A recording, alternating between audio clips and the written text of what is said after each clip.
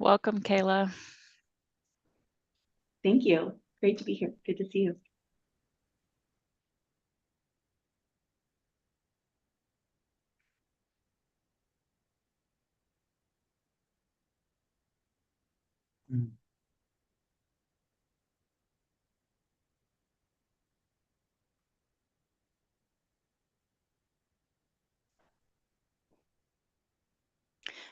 Welcome, Brandy.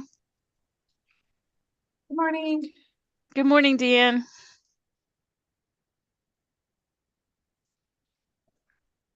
It's on one more board member and we have a quorum. And we still have 2 minutes to go by my clock, so we're in good shape. Good. Lietta is joining now. Okay.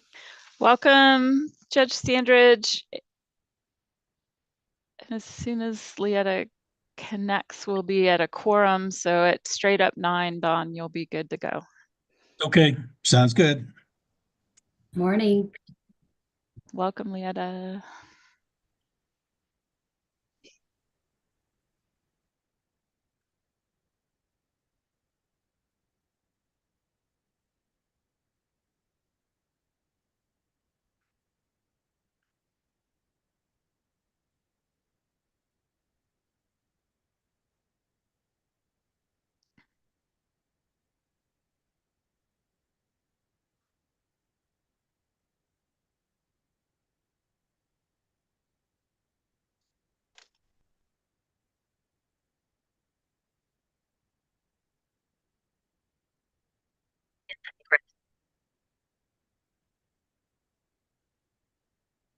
Good morning, everyone, and welcome to the February meeting of the Kansas Children's Cabinet and Trust Fund.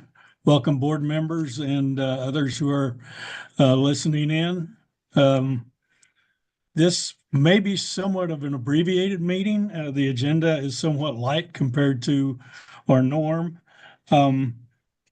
And I don't believe there are any actionable items, but there are important presentations for the board as well. And just a reminder that we would prefer that questions be held until the end of presentations. Things go a lot more smoothly if we adopt that approach. So I would ask you to honor that process.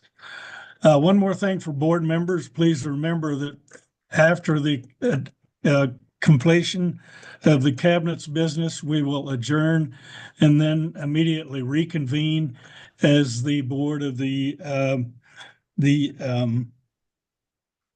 Dolly Parton Imagination Library Foundation, or C4 of Kansas. C3. Did I get that right? Close enough? It's a 501c3 nonprofit, not a C4. 501c3, thank you. Yes. Anyway, stay tuned for that. That will be after the public meeting of the board. With that, we'll get into the agenda. First item is approval of the December meeting minutes. Those have been sent out to all of you and you've had a chance to review them. My intention is to adopt them by acclamation unless there is objection. Are there any objections?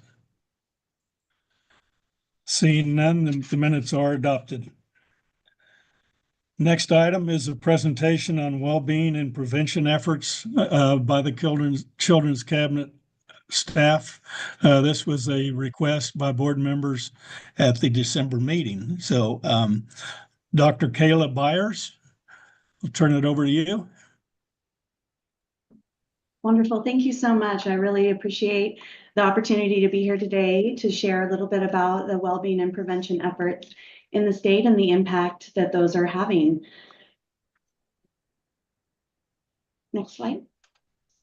I'll mention I'm Dr. Kayla Byers. I am an associate director from the Center for Public Partnerships and Research, and I'm going to share a little bit about the national landscape of child and family well-being, what that looks like in Kansas, and then also the impact of that. Just a little bit of an overview of why this is important. We know that connecting children to early childhood services and other prevention services early on promotes overall well-being, and it prevents those early adverse experiences that we know impact children throughout their life. When we provide those upstream primary prevention services, those are tools that can help empower families and caregivers to take charge of their well-being. When we think about child and family well-being, what's important to know is that oftentimes when we see what we think is neglect, what we're seeing is actually the impact of poverty and families not having access to the supports that they might need and want early on that can help alleviate those stressors that can turn into larger problems for our systems later on. So it's really important that we build that capacity. According to American Health Rankings, the annual report of the 50 states, Kansas is currently 29th in overall health. This is represents a continual fall over the last 30 years from a top 10 state in the area of health to now 29th. So again, it's important to make those investments for those upstream supports that really promote health and well-being early on and those lifelong impacts. The Health Rise is a Kansas Health Foundation challenge to contributing to making Kansas the healthiest state in the nation.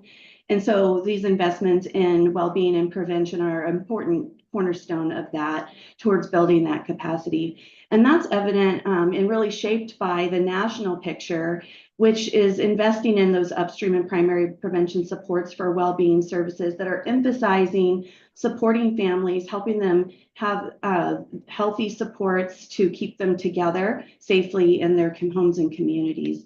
So this across the national landscape shows up in terms of the Family First Prevention Services Act, which passed in 2018, and Kansas was an early adopter of this initiative in 2019 and has been a leader in this space nationally.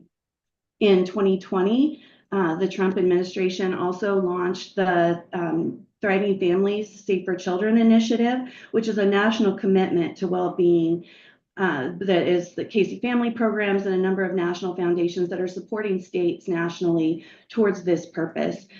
Kansas joined the round 2 of that cohort in 2021 and is part of that initiative in an ongoing way with a focus on building infrastructure, the policy, and those practice supports to create the coordinated child and family well-being systems that we need in order to support healthy families. This is really an umbrella for that coordinated and collaborative activity across the state. Why is this important? In addition to the things I've mentioned in terms of child and family well-being, it's also cost effective to invest early in well-being and prevention upstream. We know that these investments can reduce long-term costs by keeping children out of foster care. We know that investing early reduces the likelihood of repeating the cycle of child welfare involvement across multiple generations or across multiple incidents in a family.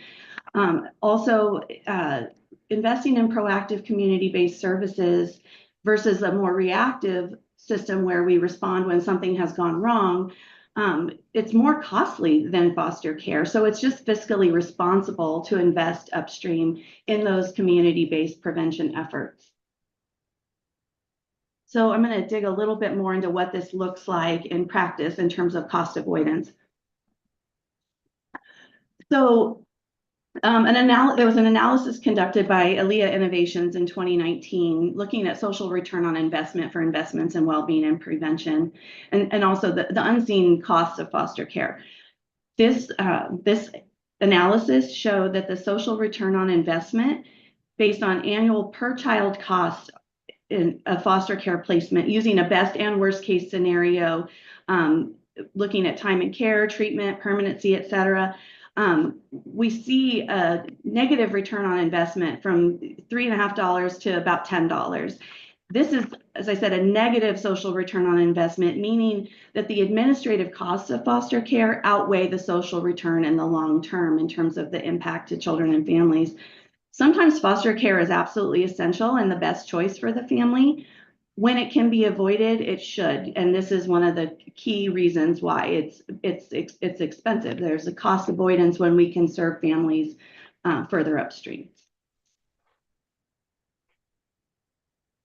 Some examples of what this looks like in reality. So in Kentucky, Chapin Hall conducted an in-depth analysis of the impact of investing in families. Data from a study from 2019 to 2021 shows that the impact of investing in families is great. The prevention dollars that were invested in the state were increased by $9.8 million, and the out-of-home expenditures related to foster care decreased by more than $58 million. So that's huge reductions in expenses related to foster care relative to the investment in well-being and prevention. In addition to this, following this study, Kentucky has added into their budget in state fiscal year 2022 $1,000 in flex funds for families who are participating in family preservation services to help meet their concrete needs and prevent that removal to foster care. And that $1,000 investment up front in those families is in comparison to an average average monthly cost of foster care of $3,000. So you can see that cost avoidance right out of the gate with that upstream investment in families. Next slide. Okay. Family resource centers. These are another initiative that that also have demonstrated as upstream prevention and well-being support in the community that has shown some positive return on investment and cost avoidance. In Kansas, there are, this is an initiative that's been adopted. There are 10 family resource centers across the state that have funding from DCF. There are also many other family resource centers that are have identified themselves throughout the state that are not necessarily part of that evaluation, but are part of the Kansas Family Support Network and part of a network of family resource centers who are delivering those upstream services to families in the community. The evaluation of that Kansas initiative is in progress, but we have seen other initiatives nationally that have shown this success, which is one of the reasons that this is an investment here in Kansas. And in Alabama, an analysis of the Alabama network of family resource centers showed that for every dollar invested, the state received almost $5 in immediate and long-term financial benefit. And then in California, the reduction in child maltreatment cases in the Westminster Family Resource Center service area saved child welfare system $1.8 million in 2017 with a 451% return on investment. Meaning for every dollar invested in this FRC in 2016 and 2017, the Orange County child welfare system saved an estimated $3.65. Last, in Teller County, Colorado, a formal partnership between child welfare and the Community Partnership Family Resource Center was established, and they saw a 63% reduction in child maltreatment rates, saving approximately $2.5 million with a 291% return on investment, meaning for every dollar invested in that community family resource center in 2018, the child welfare system in that county saved $2.92. So we're seeing impact of this sort of wraparound holistic support in the community. So now I want to take a look at the Kansas landscape. We're going to start with looking a little bit at recent and ongoing investments. So those include the Family First Prevention Services Act, which I mentioned Kansas was an early adopter of this, which has resulted in $13 million in federal funding for community-based services for families across the state. The Thriving Families, Safer Children initiative, which I mentioned, Kansas has been a cohort member since 2021, and then also the Family Resource Centers, which I mentioned the 10 that are funded by DCF along with the additional centers across the state. These are just part of an overall continuum of prevention services and supports. Some fall under the cabinet portfolio and are aligned with DCF, KDHE, and are cross-sector services that serve as protective factors against child welfare involvement and help promote that well-being and healthy family context that we really want to see. This includes upstream, primary, and secondary programs. That includes our early childhood ecosystem, our CBCAP initiatives, Family First. We also have further downstream initiatives, family preservation, which serves families as they've come to the attention of DCF and are at risk of removal. So we have across that full spectrum of need, at any point at which a family might encounter that need, they can be served in that space. So it's a robust array. Ultimately, we have the goal across this full array of strengthening families, stabilizing families, and preventing those removals to foster care, promoting those protective factors, as I mentioned, so that we can create healthy families. So a little bit of overview of what falls within the Children's Cabinet portfolio that aligns with what we're talking about today in terms of well-being and prevention. Thriving Families is a cabinet initiative. The Well-Being Pathway, which I'll share a little bit about, CanLink, CBCAP, and also the early childhood investments. And I'm going to walk through each of these individually. So starting with Thriving Families, I mentioned this is part of that national commitment to well-being, serving as a guiding framework. So we joined this initiative in 2021. We have created a vision for the state of well-being in terms of creating access upstream for families to receive that holistic support in order to thrive. We joined this in 2021, and there are now 22 states and jurisdictions who are part of this initiative who are driving towards this vision of well-being and prevention. It serves as an umbrella for the many initiatives that are in practice across the state. It's sort of the umbrella vision where we join together for coordinated and collaborative effort towards well-being and prevention, share the same vision and same driving principles, and embody that in all the different spaces that this collaborative is present. And so that includes our interagency and community advisory board, lived expert teams, and other spaces where we are moving initiatives of well-being and prevention forward. The Well-Being Pathway is another important investment. This is a resource for communities specifically to address factors related to well-being, and this is an exciting development. Includes the Well-Being Pathway includes an index of well-being by community. We can look at the county level across Kansas at indices of well-being across all the social determinants of health. These indices were created in collaboration with partners across the state and are framed in a strengths-based way so that we can understand what are the strengths in our community and we can build on those. This index will come together with a toolkit that highlights Kansas community bright spots, things that are working well. What are communities doing that are driving us forward in terms of food security, housing security, and well-being, all of those various factors that contribute access to high quality early care and education, all of the things that we want in our healthy, thriving communities.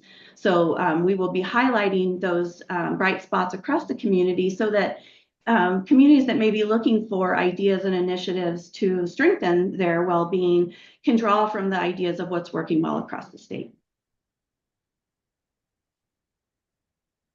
So here you get just a little bit of a preview of what the well-being dashboard that with the index will look like, and this will launch later this spring. But you will have the opportunity through this dashboard to explore the local data, gather those ideas, as I mentioned, through the toolkit, and then recommendations for taking action. How can you take that first and next step towards improving health and well-being across the state and in your local community? So for you'll select your community and you'll get to see the set of indicators and domains of well-being that have been developed through this process. So we'll be looking at health, community, environment, financial well-being, learning and development, family and household. Under each of these, there are a whole set of indicators that help articulate each of these and with ratings for each. So within community, what are the areas of well-being that must be present to demonstrate well-being? So using publicly available data, each of these domains will get a score of strengthening, getting started, or excelling. And so you can see, where does my community fit along this spectrum? What are some ideas that can help me move it forward? So this will be a tool that will become available statewide in the very near future, which will be an asset to communities hoping to improve their well-being efforts.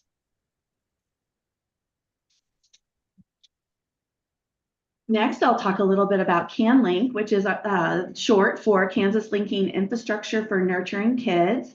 This is a 3-year discretionary grant through the cabinet that is awarded by the Children's Cabinet at the Administration for Children and Families.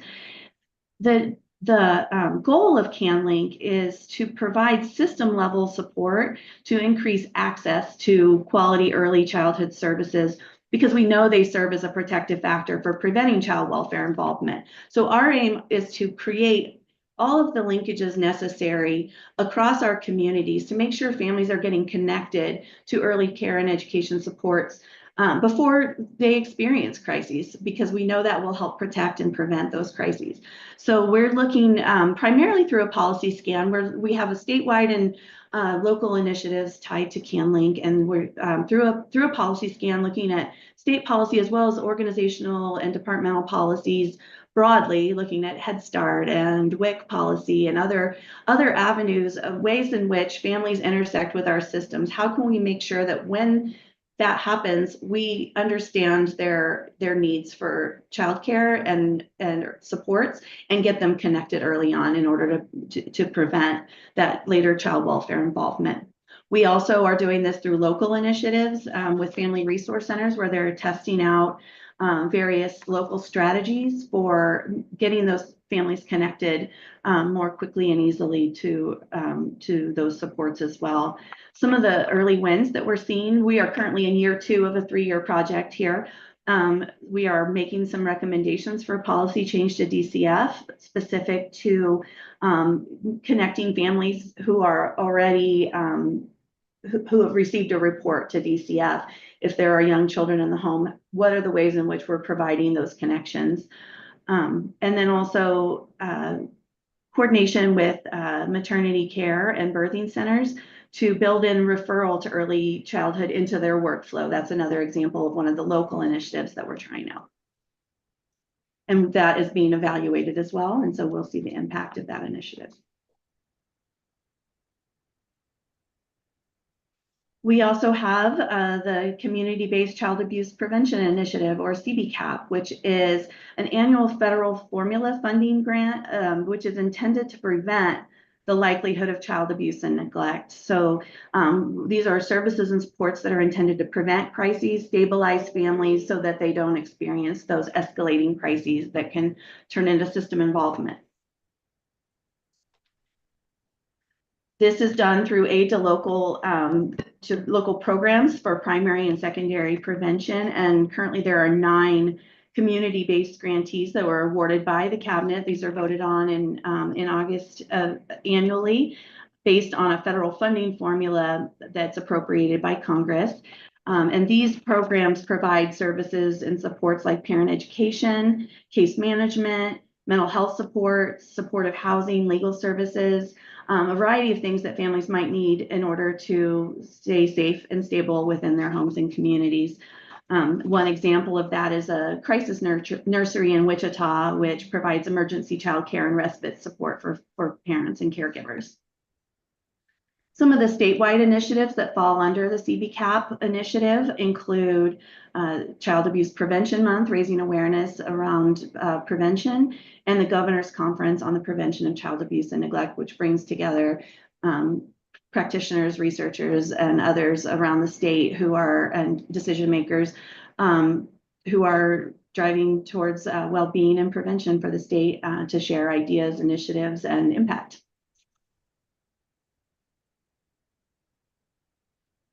Also central to the approach in Kansas to well-being and prevention, and to the approach of the cabinet, is the early childhood mixed delivery ecosystem.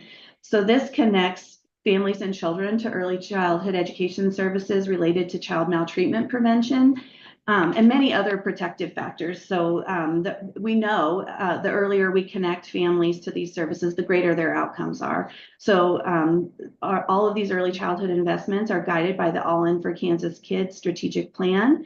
And these sources, the Early Childhood Block Grant, Preschool Development Grant, the Dolly Parton Imagination Library, all contribute to building this early childhood ecosystem and ensuring that these protective factors are in place for our youngest Kansans. We know that child abuse and neglect prevention and crisis service are part of the early childhood ecosystem and serve as protective factors against maltreatment and removal. So these early childhood investments support that return on investment as well.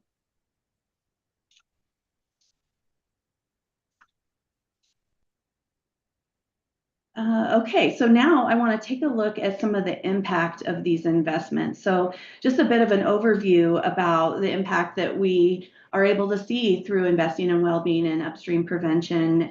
We see an increase in access to supportive family services. We also see a reduced need for foster care and improvements to family well-being that are meaningful. We've seen improvements in social emotional development for children, safety, mental health, parenting, substance use, and educational achievement, all tied to investments in well-being and prevention. And I'll talk more specifically about some of those impacts.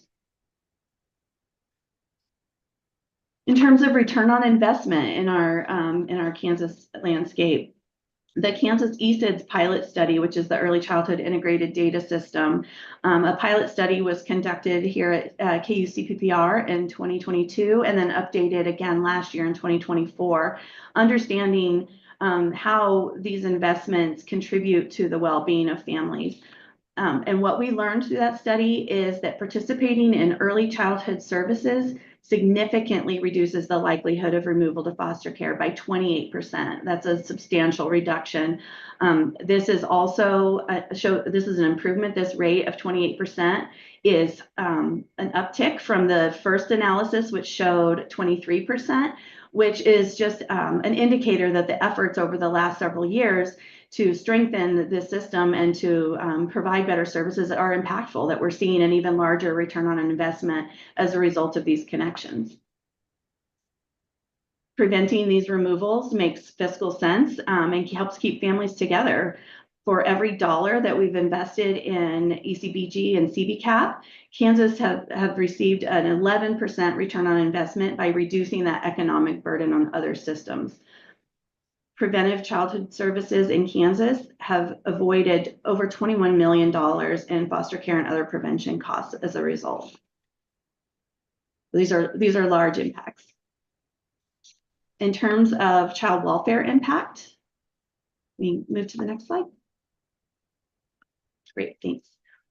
We are also seeing a steady decrease in child welfare out-of-home placements. This is due to many factors, in these investments, changes in the practice model at the state level, those federal upstream and shifts to prevention focus, and our uptake of that as a state, as a real leader nationally, are all leading to these types of impacts. So we're seeing a large decrease, 23% reduction of children in care from 2019 to 2025. Family First Prevention Services, which we took up in 2019, have served over 6,000 families to date, and more than 90% of the children and youth who have received those services 12 months after the referral have stayed safely in the home with their families and their community. And that's exactly what we want to see. Families who are experiencing challenges get the supports that they need, stabilize, and stay safely home together. We are also seeing impact in Southeast Kansas related to a demonstration project that's taking place there, where there's been a 29% decrease in out-of-home placements in the last 4 years. So across the board, we're seeing changes in removal, but also in the Family First Prevention Services. This is where we're also seeing among those families who received the services significant improvements across all of those domains I mentioned: social emotional, development, parenting sense of competency, mental health for caregivers, substance use for caregivers. Families who receive this service are showing significant improvements across all of those areas. So stabilizing families, improving their protective factors, and keeping them together in the home through these investments.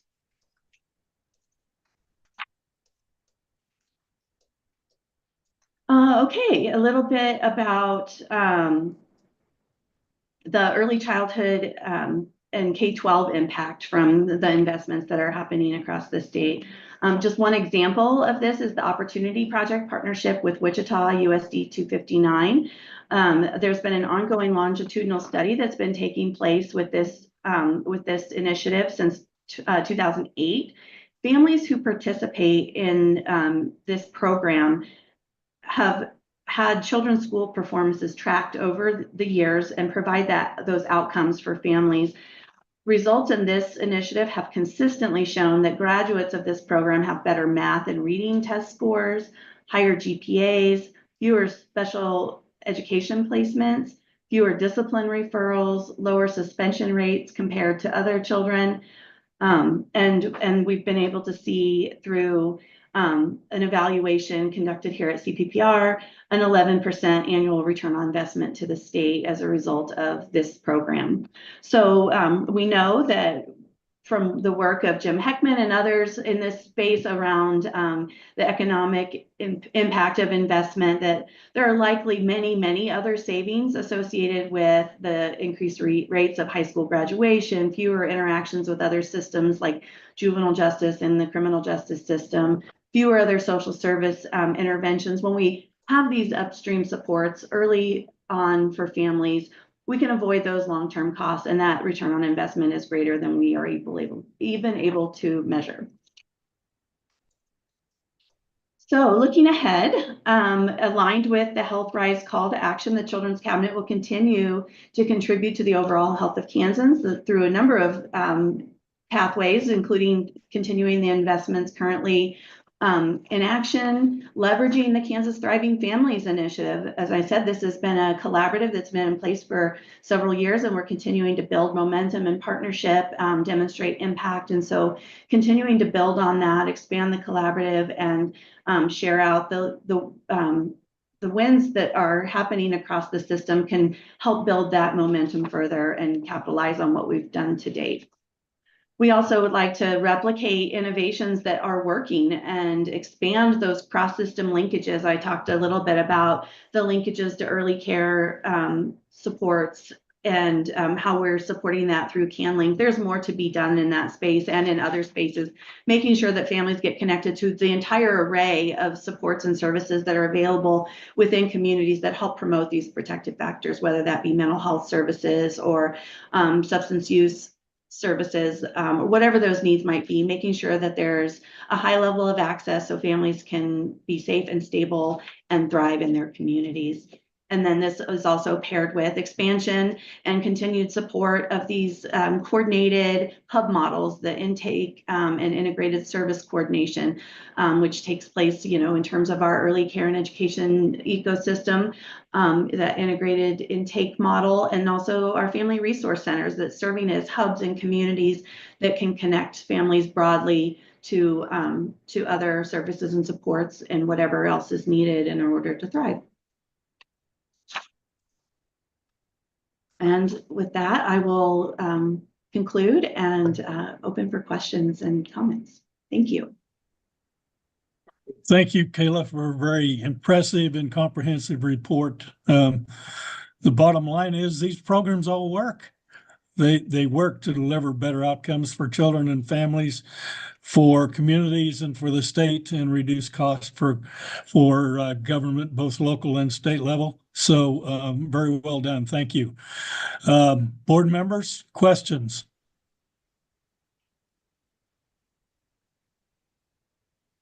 Dawn, this is Monica. Kayla, thanks. And I love that one bullet that I saw about SEK. Mm-hmm. Had a lot to do with that. Thank you. There's a lot happening in SEK that is really driving strong outcomes and really its investments in all of these supports and this really integrated provider network that's happening in that region, connected through a number of ways, and really providing that no wrong door approach for families. So wherever they show up, they can get connected.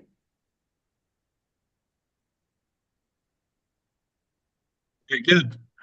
Further questions? Observations? Don, this is John Wilson. Kayla, I just want to thank you for the presentation and for all the work that went into it and for the synthesis of the decades of research we now have about the value of prevention. I know that we need to keep elevating this to people in positions of power, and I am glad that we got the experience of it, and also am really longing for others who have access to funding or policy also have get a chance to soak this in. I think the way that you presented it is really relatable, and I'll do my part to take it outside of this meeting so that it has a longer shelf life. John, this is Melissa. I would just offer that if there are ever appropriate opportunities for us to present along this kind of presentation to outside organizations that you're a part of, we stand ready to help amplify this message. Yeah, I appreciate that. I'm gonna be thinking about audiences that need to hear this. The one clarification, as I think through conversations happening in legislative budget committee process, there have been some specific questions about what account would that savings be realized in. And when we talk about the ROI and the cost avoidance, it's not that there was a specific appropriation that now, there's money, more money left than anticipated. It's the overall caseloads that get, that reduction in the number of children taken into foster care translates to an adjustment on the caseloads. And that's where generally you begin to see savings. Fewer families ending up with a family member incarcerated, or fewer families with a family member in a program that is funded by state or federal funding to address substance use, or any number of things where what we are doing is helping with the investments made upstream, or helping prevent the ripple effects downstream. So the savings are real. It's just hard to point to a specific account where the ending balance might, be specifically tied to, we thought we'd spend $1 million and we only spent 800,000. So I just wanted to clarify that. Thank you, Melissa. I see Leetta's hand up. Leetta? Thank you, Chair Heineman. Dr. Byers, thank you for the presentation. Is there a chance we can get a copy of the slide deck? Because there's great information in there, so much that I feel like I would botch synthesizing it and would love to be able to have great sources, and would love to be able to have it to share. Leetta, we post our meeting slides and the recorded this recorded meeting are posted on our Children's Cabinet website. We certainly can email you the link directly, but by this afternoon, this will be up for anyone to. Great info. Thank you. Good reminder, Melissa. Further input? We've seen none. Dr. Byers, thank you once again for a wonderful presentation. Thank you for being with us. Thank you very much. Moving ahead, membership update on the advisory panel. Melissa? Thanks, Don. This will be quick. As a reminder, the Early Childhood Advisory the Early Childhood Recommendations Panel is a standing committee of the Children's Cabinet in our role as the designated Kansas Early Childhood Advisory Council. That is a we were named in executive order to serve in that official capacity in compliance with the federal Head Start legislation that requires every state to have an advisory council. The panel consists of members that apply each year in spring. We adopt the panel membership in June. The term of service is July 1 through June 30 annually. And the panel is where the specific subject matter experts and people who are in certain positions at certain organizations actually are, they populate the panel, because our board does not carry the full range of expertise that the federal requirements include. So you'll see that we have a change in leadership at one of the organizations with a seat on the recommendations panel. Child Care Aware of Kansas had an interim director, Tanya Kane. She took care of things for the transition period while the board did a search. They recently hired Christy Smith to serve as their executive director. So this is just a shift in the specific personnel. It's not a wholesale change in membership. So we just want to make you aware, since we bring you the slate of panel members to approve each June, because we're not changing the organization. I don't know that this requires a vote. I'll leave it to you as chair to decide if you want affirmation of this or not, for the record. Okay, well, that's my sense of it as well. Board members, would you prefer a more formal adoption of this change? I see heads shaking no, so I assume we're okay. We appreciate that. We will move ahead to the next agenda item, agency updates. Amanda Peterson, Department of Ed. Good morning, everybody. It is good to see you all here today. I've got 3 pieces to share with you all today. Number 1, as always, if you'd like to stay up to date on the happenings at the Kansas State Department of Education, I would highly, highly recommend that you subscribe to KSDE Weekly, which is our Thursday weekly newsletter. Our communications team does a terrific job of pulling together important updates. So if you'd like to sign up for that, you can visit www.ksde.gov, and there's a sign up link on the KSDE weekly post under KSDE News. If you have any issues with that, you can send me an email at amanda.peterson@ksde.gov, and I would be helpful or happy to help you out. Item number 2 is around the Kansas Preschool Pilot. So this is a program that provides funding to schools and to community partners who partner with schools to be able to offer high quality preschool services. It was first established in 2006, and I wanted to share it with you all because about half of the funding comes from the Children's Initiatives Fund. There's $4.2 million of Children's Initiatives Fund funding that is typically appropriated, and then about another $4.1 million of temporary assistance for needy families, or TANF funds. We will be bringing a slate of recommendations for next school year's grant awards to the State Board of Education next week on Tuesday, and then those awards will be pending legislative approval of a budget for the year. But I did want to share one question that we frequently get is, if this has been around since 2006, why is it still a pilot? We just heard some really excellent information from Dr. Beyer, from Kayla about we have really good evidence that would indicate that preschool is an effective intervention to improve later student outcomes. And in fact, the Opportunity Project, or TOP, was one of the original Kansas Preschool Pilot grantees. So we still call it the Kansas Preschool Pilot because that is the line item name in the state budget. And since it was first established in 2006, as an agency, we've grown as the amount of funding available has increased.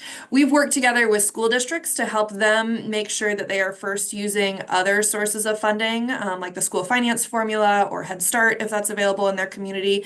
And then the Kansas Preschool Pilot is available to fill in gaps. But what we know is that those other sources of funding in the state of Kansas are usually not sufficient for a school district to provide preschool services, particularly if that district is providing care, is providing a preschool experience that's a full day. Even if they do that, they still only receive funding for a half of a student in the school finance formula, or if they're choosing to serve all of the children in their community instead of just those children who qualify as at risk. And especially in our rural communities, where there might be less than a full classroom of children who are at risk, it doesn't make a whole lot of sense to leave that classroom half empty if there are other children in the community who can benefit. So we followed a process that we have in previous years where we asked districts to share with us a budget that looked at those other sources of revenue, and then show that the amount of requested grant funding was larger than the gap between revenue and expenses. For virtually all of our current grantees, that was the case, and so we only had roughly $75,000 available to allocate to new grantees for the year. But we did ask our existing grantees to share just a little bit about the community impact of Kansas Preschool Pilot grant funds. 50% of those grantees reported that these additional funds are able to help them support either full day or full year preschool experiences for children. 85% reported that these funds help them support more children who otherwise would not meet at-risk criteria. And all of the Kansas Preschool Pilot grantees reported that as a result of receiving these funds, the students who benefit are entering kindergarten more prepared for success. So we look forward to continuing working with these school districts and other partners to support children in their preschool experiences. The third piece that I wanted to share about, we, as of this week, have applications available for Kansas Parents as Teachers grants. Again, this is something that is funded by the Children's Initiatives Fund to the tune of about $9.4 million. And we anticipate that there will be very strong demand from our current Parents as Teachers grantees for these funds before there might be any additional funding available to support new expansions.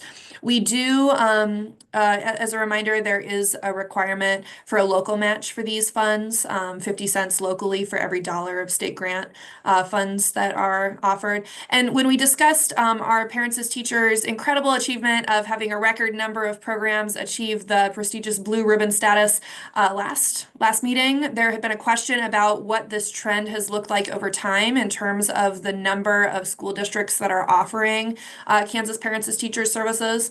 I did a little bit of digging in our historical files. I did not go down to the basement to count up the number of grantees from years that we did have paper. So these are rough numbers, but when the Kansas Parents as Teachers program began in 1990, there was funding of a little less than $1 million and 92 school districts participated. It seems that the high mark was around 2009, 2010, when there were 219 of our 286 school districts participating. And then there was about a drop off following those years. So for the last 10 years, we've had a pretty consistent between 155 and 170 school districts participating. So we look forward to reviewing those applications as they come in. And if anybody has any questions about them, feel welcome to reach out to me or to Lisa Williams, our Kansas Parents as Teachers coordinator. That's all I have for today.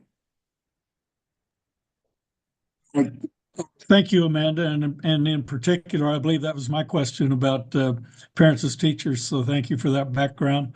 So the high mark was 2009, 2010. After that, we started to decline. That would be it would be going along with the fact that we were going into a period of pretty significant budget crunches. School districts had to make some tough choices. PAT programs were terminated or reduced, and some of those have still not come back. Is that safe to say? That's a fair interpretation, yes. Because the budgetary constraints and pressures have continued even to this day. Would that be fair? Yes. Okay. All right. Thank you. Further questions for Amanda? Hi, this is Terry Rice. I don't have a question, but Amanda, I just want to commend you on your weekly newsletter because I've received it for a while, but that's my way to stay up to date. So great job. I will pass that along. Our communications team does Yeah. an amazing job with that. They really do. So thank you for that.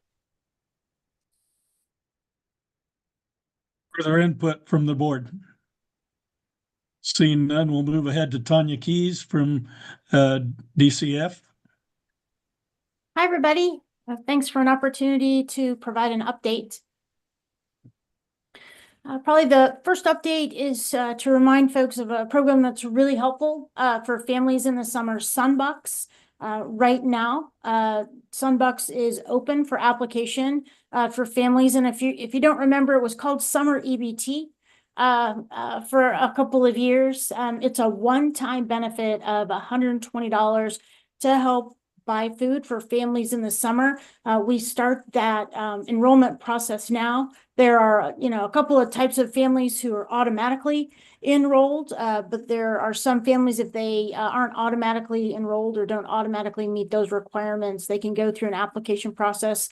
We accept applications through August. I know a couple of organizations on this call help promote Sunbucks and have helped definitely with some of the details behind the scenes in terms of Department of Education and others who help us get the files so that we can make sure we're capturing all the families who are automatically eligible for Sunbucks.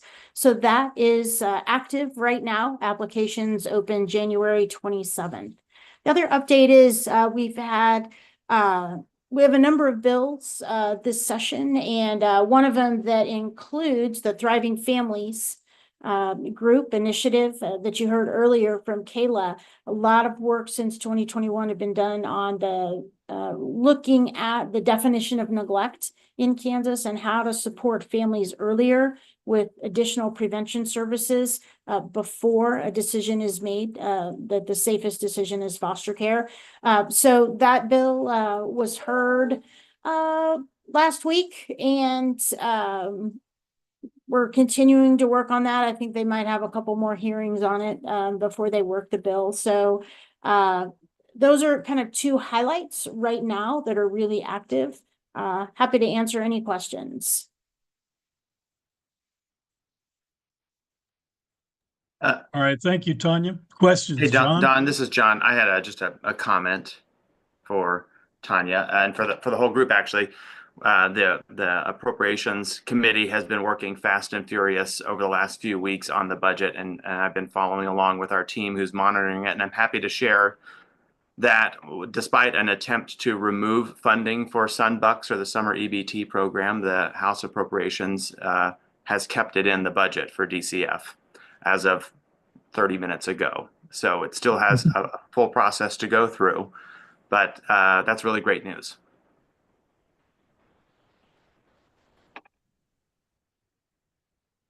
Thank you, John. Further input for Tanya? All right, seeing none. Justice Standridge.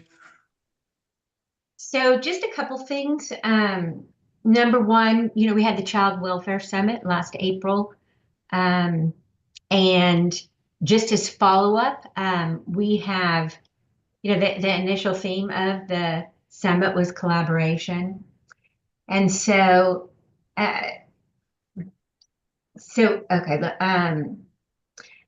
what we have now is the multidisciplinary judicial districts have scheduled meetings within their judicial districts. They convene to streamline communications between agencies and courts, adopting courtroom protocols. We've got some teams that are having courtroom training for caseworkers. They're working on new formats for court reports that highlight key information at a glance. And what we've done is we've already had one meeting, but we're meeting quarterly to talk about the successes and the ongoing challenges. We had our first meeting, 2 months ago, and then we'll do this quarterly. This is a meeting where we have all 31 districts are represented by a team leader. So it's a pretty big Zoom meeting. It lasted 2 hours. And the feedback was that they wanted to double the time because it was so helpful. In the wake of the summit statewide, we've had 2 significant initiatives that have been triggered.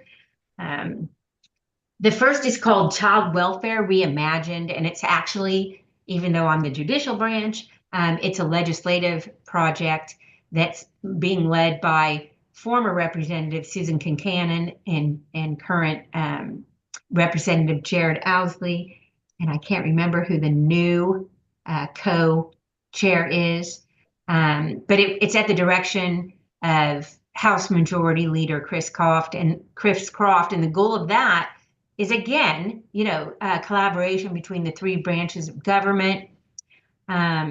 And we just finished at the end of December, and Deputy Secretary Keyes can probably comment on this. We had subgroups for, for prevention, and then once you're in foster care, and I was on the foster care, in the foster care group, and there were many suggestions, and those hopefully will be taken at this legislative session, but it's really like a 5-year outlook. And so even any ideas that you have as members of this committee or people watching, anything that would require legislative work is what they're looking at, legislative reform. The second collaborative initiative is called Families Ad Astra, and that is a judicial branch project, in addition to the project, where we're following up with all the 31 judicial teams. So this has brought together local and statewide legal partners, and we're still kind of in a planning stage because our group is going to get bigger. Casey Family Programs is helping us with this effort, and one of the projects being developed right now is training for judges, lawyers, and court professionals that really emphasize adaptive and technical learning about the law and legal frameworks. Another project is a program connecting parents to paid peer partners who have lived experience. And this connection would occur as soon as possible after children have been placed in state custody. This peer partner would provide emotional support and, guidance to the parents and help them navigate what is really just a complex system, understanding their rights and helping them connect to essential resources. We've applied for a grant, and I think Dr. Byers, are you still on? I don't know if she's still on. I am. Okay, so we applied for the grant. Dr. Byers and her team, as well as Kansas, basically legal aid, Kansas Legal Services, was part of that, was actually the primary grantee in that. When are we supposed to hear back about that? This week, any minute. Any minute. Okay, so if this grant is, can be up to $5 million or $2.5 million for 5 years. And so we're really crossing our fingers that we'll get that grant, and we would pilot it in a judicial district, and have Dr. Byers and her team would come on, to be able to give the information about, saving, I guess not just savings in money, because that's kind of what we're talking about here, return on investment, but really more importantly, can we shrink the amount of time if children do get in foster care, by really giving all this support to the parent. And then she will be, if we get the grant, running all those numbers. Other things that we're working on are, and this is the Children's Bureau.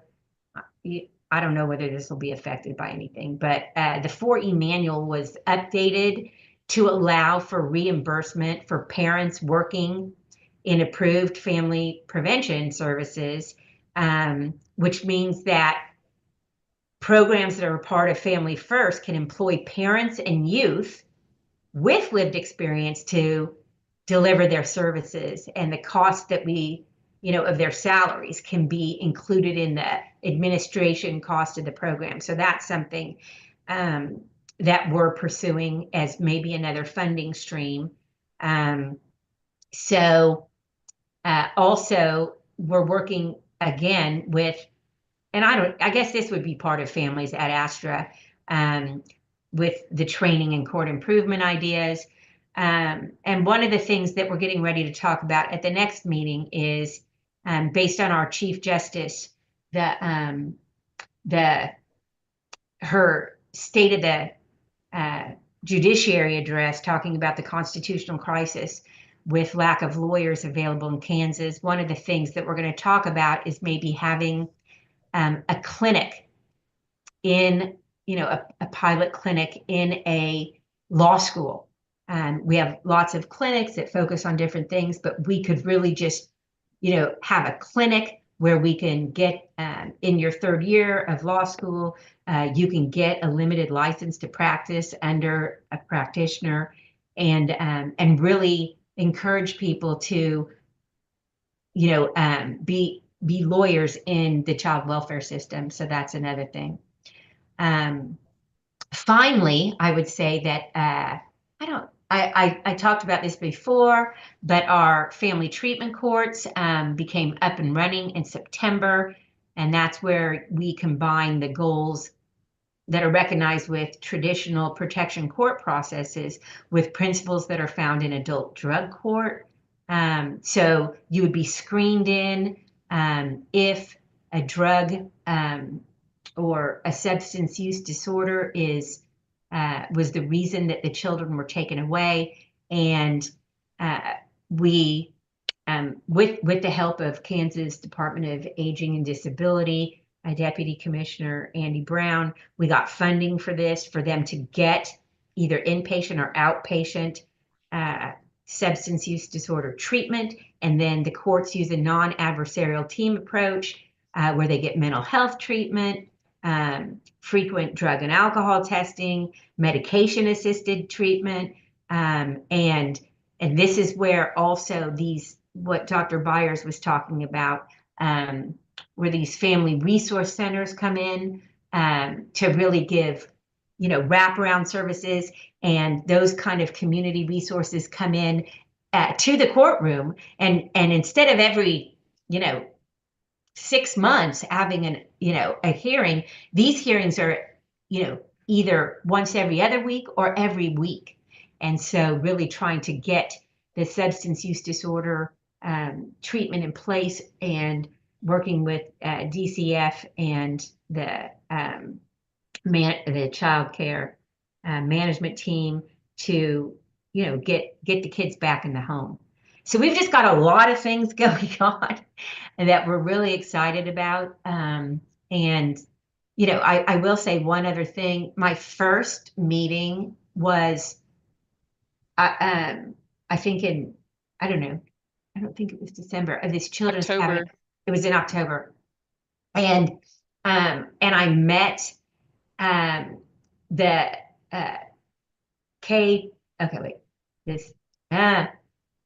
Kayla's organization. I met the executive director, and she was like, well, I need to hook you up, and so I went to coffee with Kayla about 2 weeks later, and she's been integral to so much that we're doing.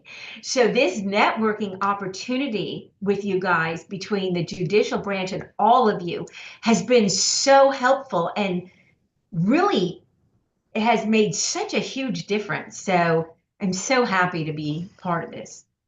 That's all I have for now. Justice Standridge, this is Melissa. That warms my heart. That is our desire, is to help connect all of the various parts and pieces of the early childhood ecosystem, and to help promote the family well-being approach to all of the work that we do. I think that fits into the Kansas Health Foundation's vision for Health Rise, to help us all operate in our own space, but with awareness and collaboration between other initiatives. So I think we can all expect in our own unique areas of influence and expertise to be better for that collaboration. So thank you for acknowledging that. Yes, thank you, Justice Standridge. That's wonderful and affirming feedback to all of us to know that it really is making a difference and collaboration really does pay. So thank you for that. We appreciate it. I had never even heard of CPP, never even heard of it. And then a month later, we never would have been able to apply for this grant. I mean, there's so many things, the family resource centers. There's so many things that I have learned.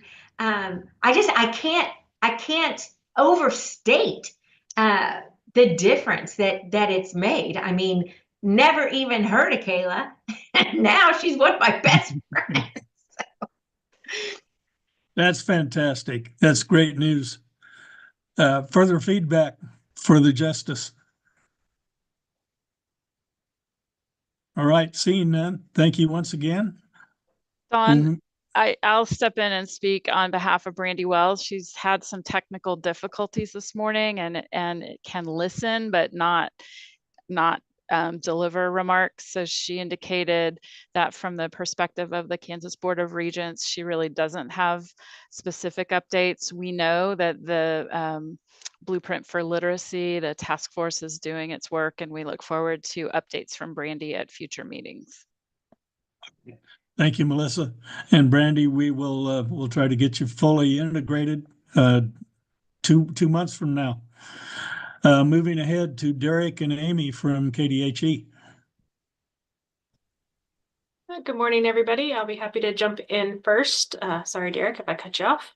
I only have one probably quick update. As we all are aware, we as Kansas and Department of Health and Environment were awarded the TMAW, or Transforming Maternal Health Grant, which is a $17 million 10-year grant aimed at improving maternal health outcomes by addressing the disparities, enhancing quality of access to care, supporting innovative strategies, and service delivery. It's really intended to focus on system level changes, workforce development, and evidence-based interventions to reduce mortality, to reduce maternal mortality, morbidity, in particularly underserved communities.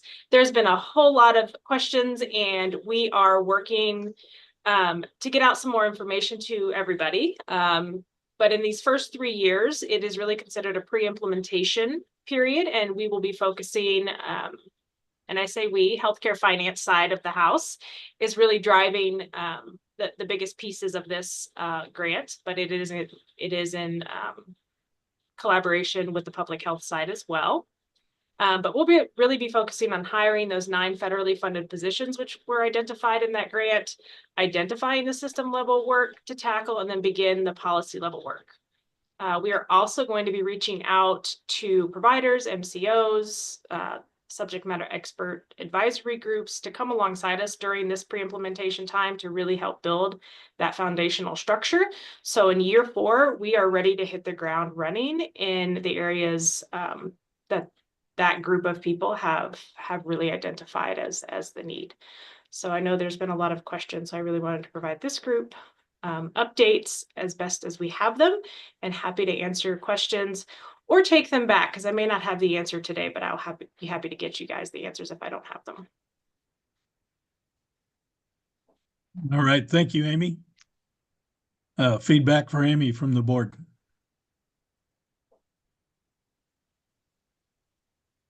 All right, seeing none, do we have Derek? I am here. Thank you, sir. Hi, everybody. Just a few updates for you all today.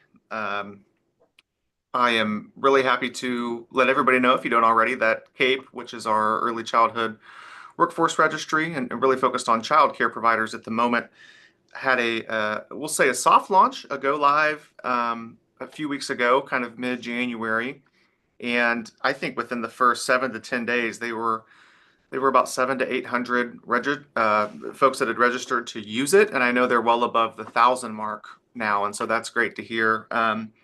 If I haven't told you before, Kansas is one of the last states to have a workforce registry for our providers, and so this is a place where they can go and really follow their personal and professional accomplishments and development. They can register, pay for courses. We're also utilizing it. It's really our centralized hub for childcare training is what it is. And so we're just excited to kind of get that off the ground. CASITO, which is Kansas Child Care Training Opportunities, they are leading the development and implementation, and then KDHE is the state lead agency for workforce alongside them.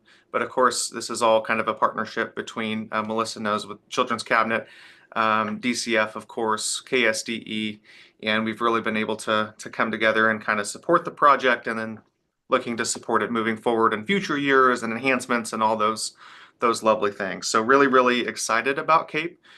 Career and professional empowerment, if you're wondering about CAPE. Though I'm told it's not an acronym, that's what it stands for. And so I don't have unfortunately, I don't have the link on me. I can find it here. I want to say it's cape.org or yourcape.org or something or other. Melissa, I'm kind of looking at you, but I can find that for you guys and put it, make sure you all have it before the end of the meeting. Other than that, we have over the last year, since fiscal year began last July, of course, we were appropriated about $1.3 million for health and safety grants, which did come from CIF. And I am a little bittersweet, I guess, to report that those applications are now closed because we've expended all of the funds. So it's one of those things where, you wish you still had funds to help others, but we're very, very glad that they've been helpful for the time that we've had the funding. So a little bit of some background on those.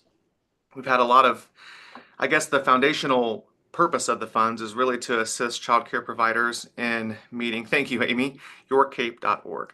The Foundation for the Health and Safety Grants, or the Health and Safety Funds, is to assist providers with compliance issues, or what could be regulatory compliance issues that come with a cost burden to fix, basically, or to comply with. And so we've seen a lot of applications for fencing, for roof repairs, for playground equipment, safe sleep, so cots and cribs and that sort of thing. We've had HVAC systems and hot water tanks and car seats, and so just a lot of requests, and these funds were pretty darn flexible to allow us to help providers fix that sort of thing. We got several pieces of testimony back from the grantees or the providers who mentioned, without those fixes, they would have had to close, or they were looking at closure in the next year or two. A lot of the requests that we were able to grant are things that we obviously hope will last for many years. And so, and also really happy to say that the far majority of the grantees are actually home providers. And that's another huge benefit of these funds as well. So I think looking forward, this is an item that we hope continues. It's proven to be really, really beneficial. The grantees that received the funds represent a little over 5,500 childcare slots. And so it's a big deal. We're really, really happy with the outcome of those and the success of that program, and hope to continue it moving forward into the next fiscal year. Another piece, childcare zones, made possible by PDG funding. We went live with the help of our KU CPPR partners with a webinar. I think it was a couple weeks ago now, where we had a kickoff event of sorts. We had two webinars, one midday and then one later that evening. And we had over 100 attendees altogether. It was it was great. You never know what you're going to get on those webinars. And the zones is a concept where we are looking to grant out money from the agency via PDG and grant it out to communities to utilize the funds for childcare systems work, as we're saying. And it's really all about the needs that they see in their community. And we're looking for partners and organizations that are going to come together and support at least 2 Kansas counties. There's a match requirement, and it could be used for things like workforce development or wage supplementation.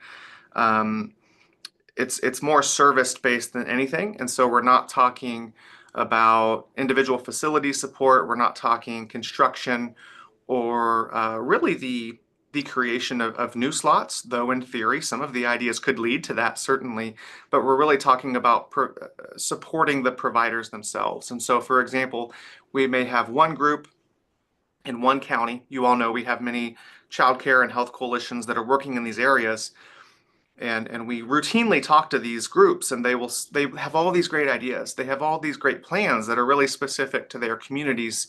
Those plans can look very different whether you live in Goodland or you live in Wichita, Kansas City, Topeka, Nemaha County. I'm trying to cover all corners of the state here. And we want to have funding that says, okay, you think the need, or you know the need in this county is wage supplementation, and this is how much it's going to take. And whereas, another group in another area of the state has a totally different idea, but they're both about supporting the childcare systems, the childcare ecosystem. So it's a broad idea, and we're offering technical assistance. KU's assisting us with that as well, and just really, really excited to be able to get those ongoing. So it's a 3-year grant, obviously in line with PDG. We'll have a couple different rounds of applications. We're utilizing existing internal KDHE systems because we do aid to local grants. Amy's side of the house, that's their bread and butter with our maternal child health aid to local, and so we're borrowing that sort of system and then kind of trying to implement a new idea. So very excited for what this could lead to. Last thing I'll mention is regulations. Everyone loves to talk about regulations, but really, really excited to say we've gone back and forth a couple of times now. We've had some language changes. We've had to make some corrections in terms of grammar, stuff like that. But we're working either today or by Monday, I promise, to get a set of regulatory changes over to the Attorney General's office for a formal review and hopeful stamping.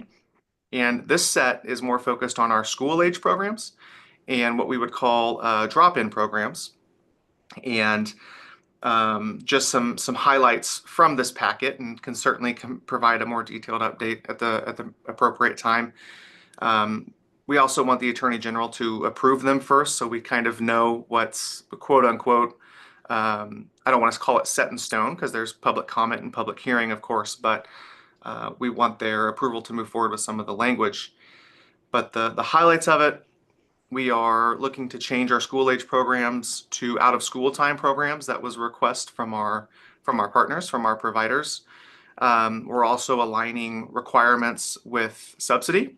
And so currently right now, at least if they follow the regulation, there are other ways, but at least if they follow the regulation, they're not eligible for childcare subsidy. And the changes that we've made would make them eligible. And that was a huge ask from our larger school age program organizations like Boys and Girls Clubs and our YMCAs. There's local parks and recs, departments that operate school age programs as well. And so really, really excited about those changes. We've tried to streamline some fire requirements as best as possible, and always working on that end.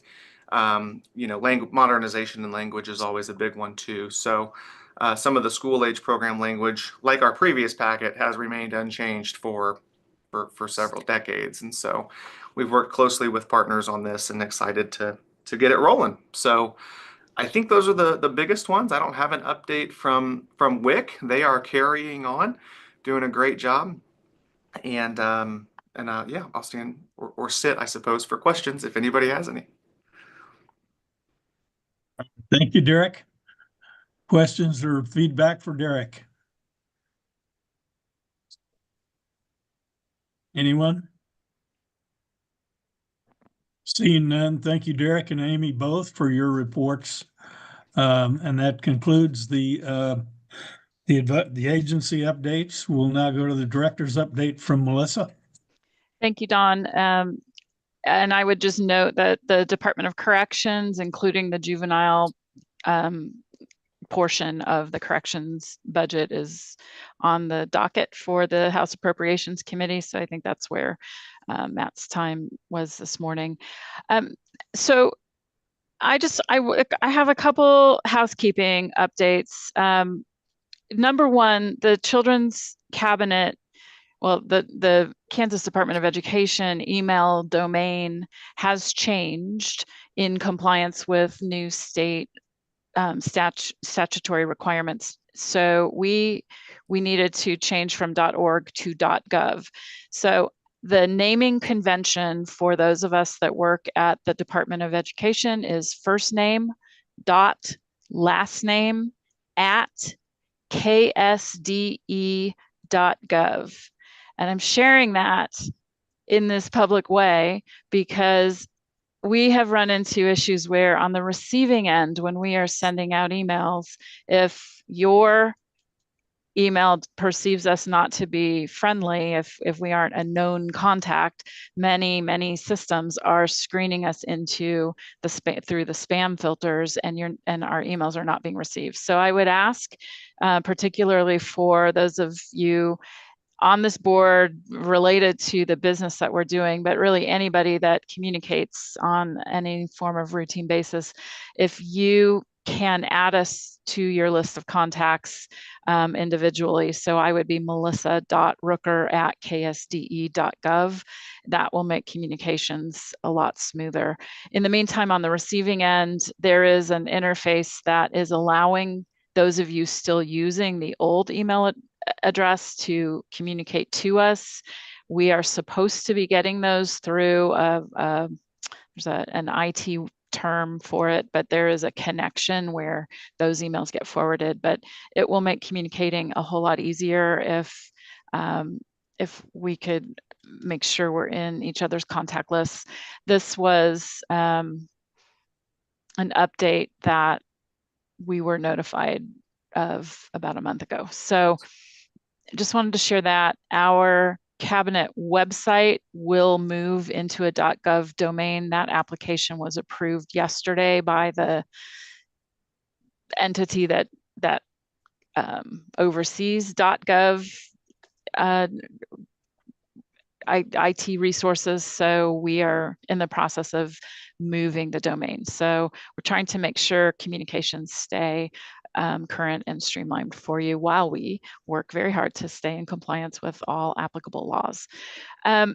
I will give you a couple program updates. Preschool development grants, we are now operating under one grant. It's the PDG renewal grant. That is $7 million a year. We are in year one. It is a 3-year grant subject to congressional appropriations. So we issue the grant award sub-agreements in 1-year increments because it is always subject to the federal appropriation. We completed the preschool development planning grants. We submitted an annual report last month. I think we have one. There may be a wrap-up report, but we have settled that grant. We spent it down to zero, so we fully leveraged the resources and put them to good use in the system. The PDG work, our partners are going live with the projects, and we will have quarterly gatherings where they can share with each other their updates and make sure that everybody is working in collaboration and as a system. So we've got a lot of really cool projects. There is one group that is focused on sharing resources about both pediatric mental health and mental health support for caregivers, so that there are strategies for dealing with those moments when it can be very stressful dealing with a young child. How do you remain calm yourself? How do you calm the child? How do you cope with and manage through those situations in a healthy, safe, productive, loving manner? And so we have a program that was one of our pilots under the previous PDG grant that we are providing some funding so they can train the trainer model and help share the kind of approaches that they've found to be successful. We have a pilot program in it's Thrive Allen County, that is offering stipends to childcare providers to help offset the cost of their healthcare. So purchasing healthcare on the exchange for themselves, it's a small stipend to help defray the costs. And I think they're seeing very good uptake. We've got Baby Steps is a program out in the field where we're adding rural counties so childcare providers can sign on, and we can increase the available infant care capacity. So lots of really nice PDG initiatives. We're supporting the CAPE portal with PDG at the moment. In April, our meeting will be an important one. We will bring you the Early Childhood Block Grant slates for your review and get to an approved slate. And the way that will work is that no grant award notices will be submitted until the state budget is formally approved. So we will hold, and it may by then, April 4th, if we stick to schedule, we should actually have that approved budget, but we want to make sure that things get signed on the governor's side, and that budget becomes law before any legal award notices go out. So your decisions will be important. The discussion and decision making around the slate of awardees is necessary so that we can get those agreements in place before July 1 when the new fiscal year hits. So we will have a finite window to work in as staff to get awards out, which is why we bring this to you in April. I'll mention that Chair Heineman is a member of a new task force that was created by the legislature, the Kansas Education Funding Task Force, which is looking at the existing school funding formula. There is a sunset in the law, so we need to make decisions around the distribution model for school funding in Kansas. And the law allows there are some advisory positions, so non-voting, and the chair of the Children's Cabinet is one of those, or the chair's designee. And at our December meeting, Chair Heineman announced his intention to designate me to serve as his designee. We had our first meeting last week on Friday. We are fortunate that Senator Erickson is part of this board. She is chairing that endeavor, and I know it's a heavy lift, but we look forward to engaging in productive conversation over the course of the next year or so. So I think probably the most important thing I can update you on is the current status legislatively at both the state and the federal level. I'll start with the state. Really what I'm most focused on is the budget process. So the House Appropriations Committee is where all that action is right now. All of the budget subcommittees made their committee decisions on what to bring to the Appropriations Committee for consideration as part of the House budget bill. And they are working to finalize those. I think the goal is to finish all of the subcommittee reports today, so they may have a longer day today. It's where Representative Williams currently is. That committee met starting early this morning and is currently underway. So we're watching that, and next week the Appropriations Committee will receive the revised version of their House bill for final polishing, and then it'll go to the House for a vote before being transferred over for the Senate to start working on the budget as soon as the House gets it to them. So the current state of things is that I didn't know to bring this to you at our December meeting. The Consensus Revenue Estimating Group revised the outlook for the revenue derived from the sale of cigarettes, and that is the number that Kansas reports. Like, Kansas has to report cigarette sales to a national clearinghouse so that the settlement amount can be calculated. There is a formula created in the legal settlement process that distributes based on national sales figures for combustible tobacco products. So we never quite know, but there is an expectation, and has been probably since inception, but there is always an expectation written into the budget outlook of diminishing proceeds from that settlement. It is a perpetual settlement, but the expectation is it will decline over time. So the original vision was to set up the key fund as the endowment, to receive those funds, maintain an ending balance, transfer an annual transfer to the Children's Initiative Fund to fund the line item appropriations in that budget. We last year saw 7.4 million added to the CIF out of the key fund resources that were not part of our cabinet budget recommendations. And that's simultaneously, the Consensus Revenue Estimating Group reduced the outlook at least 2 times during the calendar year 2024.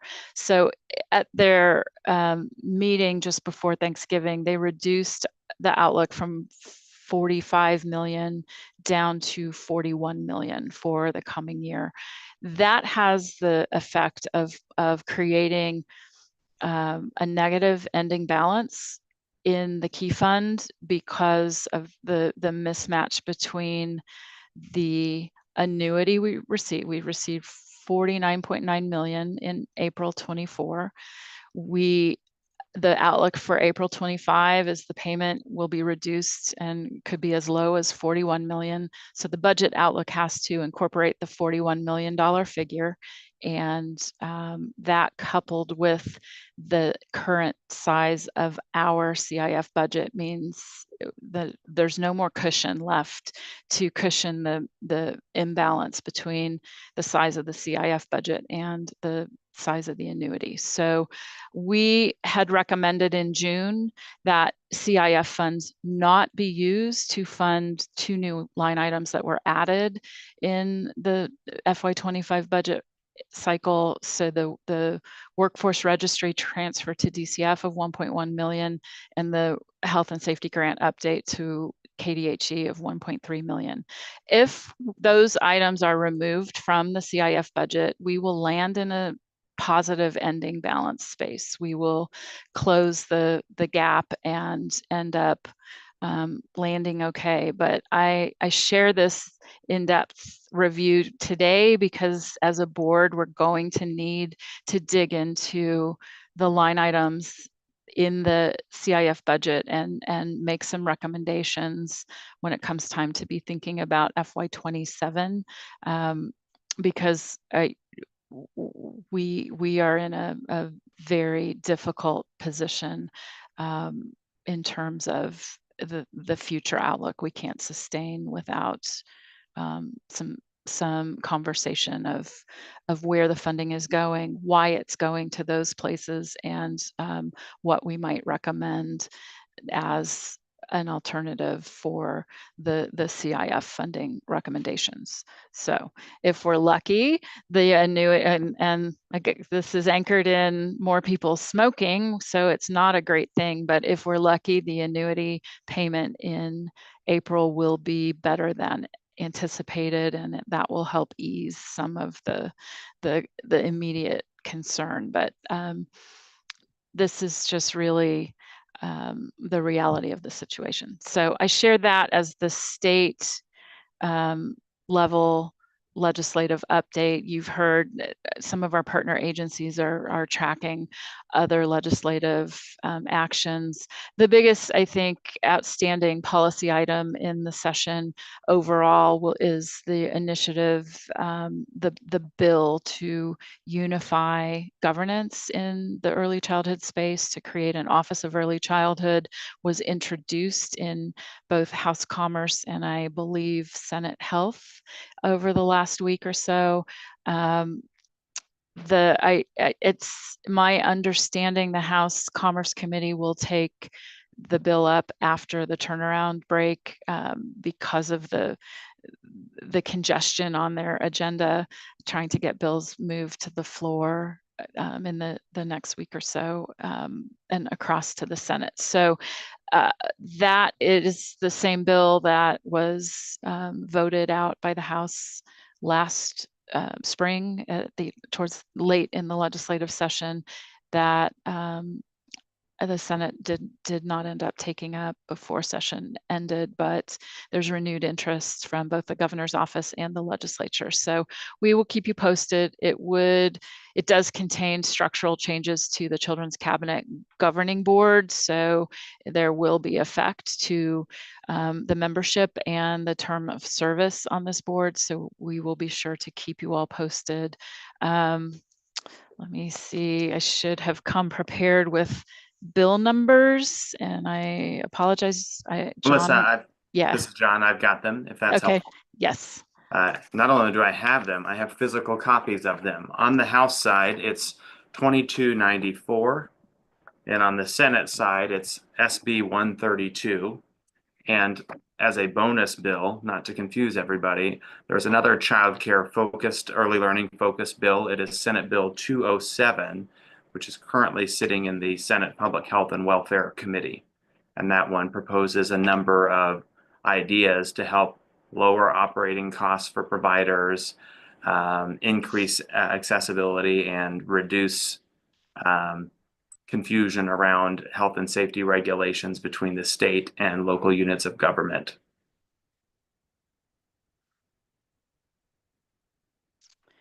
Great, thank you. And then so that's state level state of play. The federal side is, obviously it's been in the news that there's been a lot of back and forth federally between the new administration and really the court system over an executive order that was issued that purported to freeze federal funding to grants and all sorts of discretionary programs. There was a memo issued last week by the Office of Management and Budget. There was the next day a very bare bones FAQ document that OMB put out. I was tracking very closely. There was no detail on what programs might be affected, how, just like an absence of detail.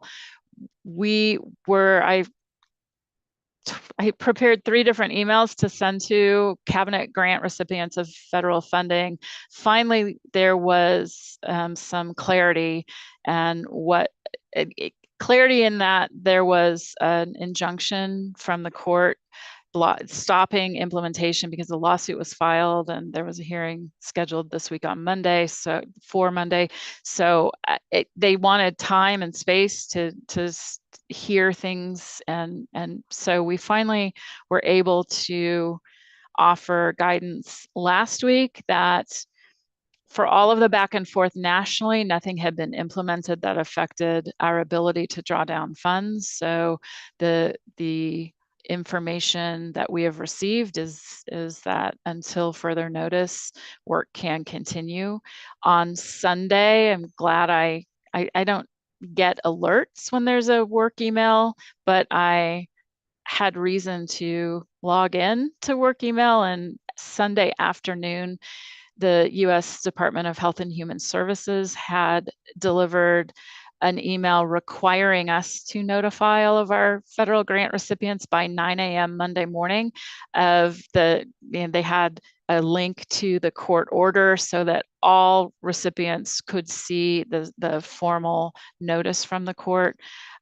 So we got that out Sunday afternoon, and I appreciate Sarah Gardner from KU being willing and available to assist on a Sunday. So we were in compliance with those requirements. The bottom line is this is being litigated, and we still have a legal notice of federal grant award for each of our federal funding streams. Not all of them will be subject if the guidance we did receive holds. We have CBCAP, which is a formula grant, and supposedly formula grants are not intended to be affected. The Spark money was transferred to the state already, so not subject to needing to be drawn down. So those projects in our Child Care Capacity Accelerator will be allowed to continue, it looks like, and the rest are discretionary funds. So we will be watching very carefully and letting you know. In the meantime, the Cabinet's commitment is to continue to honor the agreements we have with our grant recipients to reimburse them for the work they are doing within the scope and budget that's agreed to in our grant award documents. Those documents do have a clause that make them subject to appropriation and our receipt of the funding. But as long as we are allowed to continue doing this work, we will honor our commitments. We ask that grantees pay very careful attention to invoicing deadlines, get us the necessary invoices. We review them for accuracy. We review to make sure we're getting the proper backup information. That can cause delays when we have to ask for corrections or wait on materials. So urging grantees to pay careful attention to the invoices. We are committed to processing payment in as expeditious a manner as possible upon receipt of all of the valid documentation.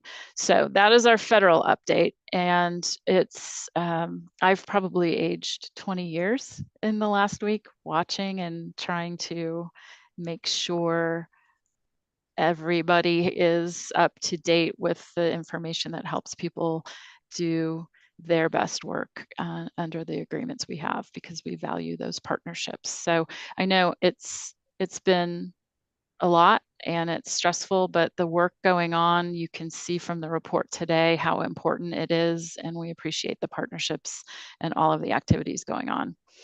And then the last item on my list to call out is Jackie Counts, our KU Center of Public Partnerships and Research Director, it has stepped up into a new position at the KU Achievement and Assessment Institute. She's now co-director. So she is not leaving us. She's taking on a new role. She will oversee the work that KU CPPR carries out for the cabinet. She will continue to be a thought partner to us, and the team she's built and that will step into a bit of a reorganized set of roles is highly qualified, and will carry on the work at the high level that we've come to expect and appreciate. So I have full faith that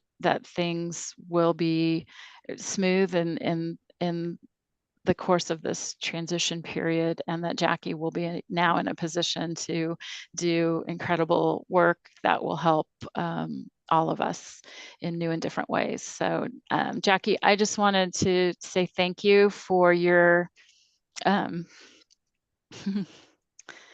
your support and your dedication to early childhood in Kansas. I'm sorry, it's been, when I started here, you helped orient me and break me into the work the cabinet does. And I have genuinely appreciated working with you. So I just wanted to thank you for everything you've done.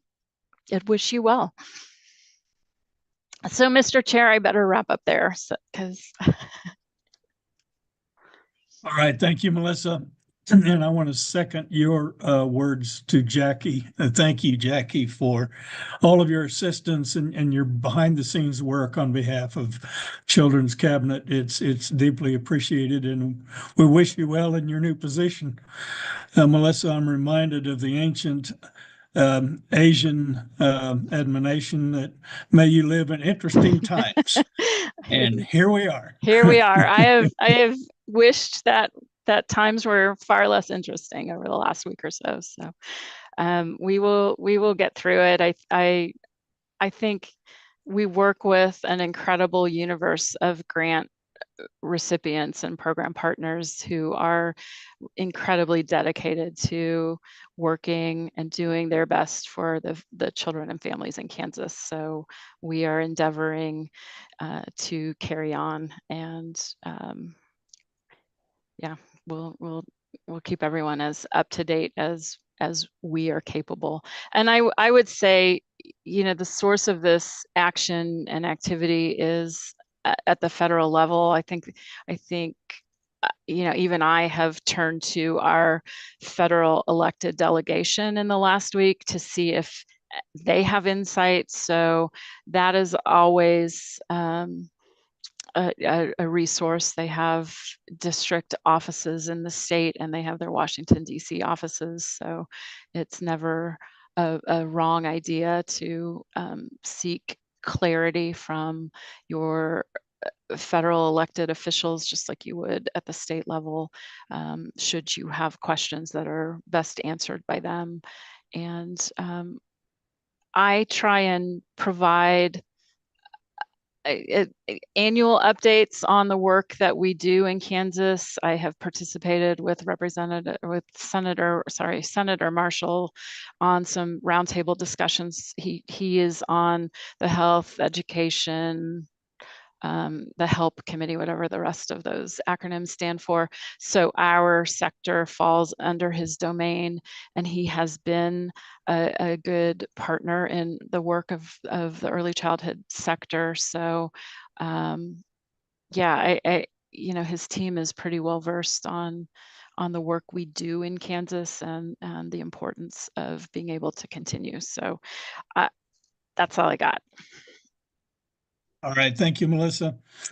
You know, in times of uncertainty, it's even more important that you have an organization in place that's both capable and engaged, and we have that both in-house and the KU support. So thankfully, you folks are there and prepared to meet whatever comes. So thank you for that.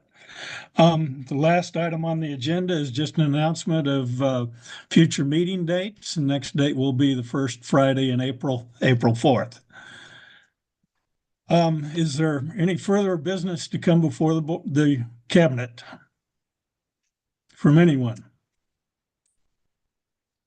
If not, I would just remind cabinet members after we adjourn, stay available, because we will very soon thereafter reconvene as the Imagination Library of Kansas 501c3 board.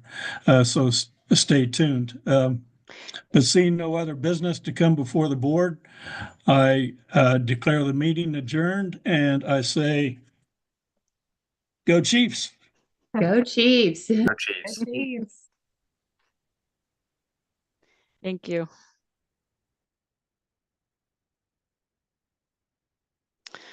Board members, there should be a link in your inbox for the Imagination Library meeting. The reason we need to log out